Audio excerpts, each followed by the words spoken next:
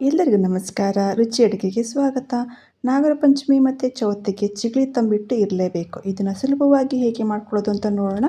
ಫಸ್ಟಿಗೆ ಚಿಗಳಿ ಮಾಡ್ಕೊಳ್ಳೋಣ. ಚಿಗಳಿ ಮಾಡ್ಕೊಳ್ಳೋದಕ್ಕೆ ಕಪ್ಪೆಳ್ಳು ತೊಗೊಳ್ಬೇಕು. ಚೆನ್ನಾಗಿ ತೊಳೆದು ನೆರಳಲ್ಲಿ ಒಣಗಾಕಬೇಕು. ಇದನ್ನು ಬಿಸಿಲಲ್ಲಿ ಒಣಗಾಕೊಳ್ಳೋದೇನು ಅವಶ್ಯಕತೆ ಇಲ್ಲ.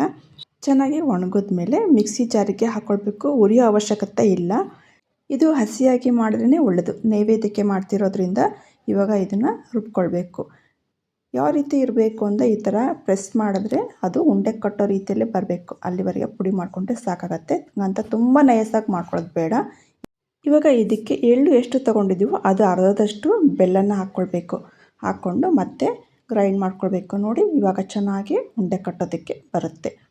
ಫಸ್ಟಿಗೆ ಎಳ್ಳನ್ನು ತುಂಬಾ ನಯಸಾಗಿ ರುಬ್ಕೊಂಡ್ರೆ ಏನಾಗುತ್ತೆ, ಬೆಲ್ಲ ಹಾಕಿದಾಗ ನೀರಾಗಿ ಹೋಗ್ಬಿಡುತ್ತೆ, ಉಂಡೆ ಕಟ್ಟೋದಕ್ಕೆ ಬರೋದಿಲ್ಲ. ಹಾಗಾಗಿ ಸ್ವಲ್ಪ ತರಿಯಾಗಿ ರುಬ್ಕೊಳ್ಬೇಕು. ಬೆಲ್ಲ ಹಾಕಿದ್ಮೇಲೆ ಅದು ಆಟೋಮೆಟಿಕ್ಲಿ ಮತ್ತೆ ಸ್ವಲ್ಪ ನುಣ್ಣಗೆ ಆಗುತ್ತೆ. ಇವಾಗ ನೋಡಿ ಉಂಡೆ ಕಟ್ಕೊಳ್ಬೇಕು.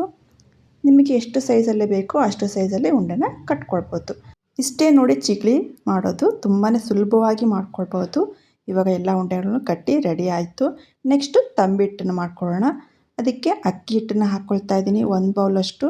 ಇವಾಗ ಬೆಲ್ಲನ ಕರಗಿಸಿ ಹಾಕ್ಕೊಳ್ತಾ ಇದ್ದೀನಿ. ಅಕ್ಕಿ ಹಿಟ್ಟು ಎಷ್ಟು ತೊಗೊಂಡಿದ್ದೀವೋ ಅರ್ಧದಷ್ಟು ಬೆಲ್ಲನ ಹಾಕ್ಕೊಂಡು ಕರಗಿಸ್ಕೊಂಡು ಈ ಥರ ಹಾಕ್ಕೊಳ್ತಾ ಇದ್ದೀನಿ ನಾನು.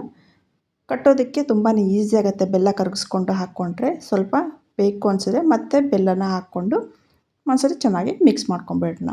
ಇವಾಗ ಇದಕ್ಕೆ ಸ್ವಲ್ಪ ನೀರನ್ನ ಮಿಕ್ಸ್ ಮಾಡಿಕೊಂಡು ಉಂಡೆನ ಕಟ್ಕೊಳ್ಬೇಕು. ಫಸ್ಟ್ ಚೆನ್ನಾಗಿ ನಾದ್ಕೊಳ್ಳೋಣ ಉಂಡೆ ರೂಪಕ್ಕೆ ಬರೋವರೆಗೂ. ಮತ್ತು ಬೇಕಾಯಿತು ಬೆಲ್ಲ ನಿಮಗೆ ಸಾಕಾಗ್ತಾ ಇಲ್ಲ, ಉಂಡೆ ಕಟ್ಟೋಕ್ಕೆ ಬಂದಿಲ್ಲ ಅಂದರೆ ಮತ್ತೆ ಬೆಲ್ಲನ ಹಾಕ್ಕೊಳ್ಬೋದು.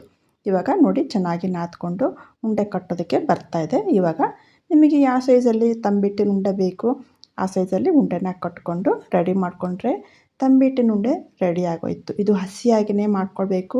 ಉರಿಯೋದು ಅದೆಲ್ಲ ಏನು ಬೇಡ. ಇದಕ್ಕೆ ತಂಬಿಟ್ಟಿನ ಉಂಡೆ ರುಬ್ತಲಾದರೂ ಕಟ್ಕೊಳ್ಬೋದು, ಈ ರೀತಿನಾದ್ರೂ ಕಟ್ಕೊಳ್ಬೋದು.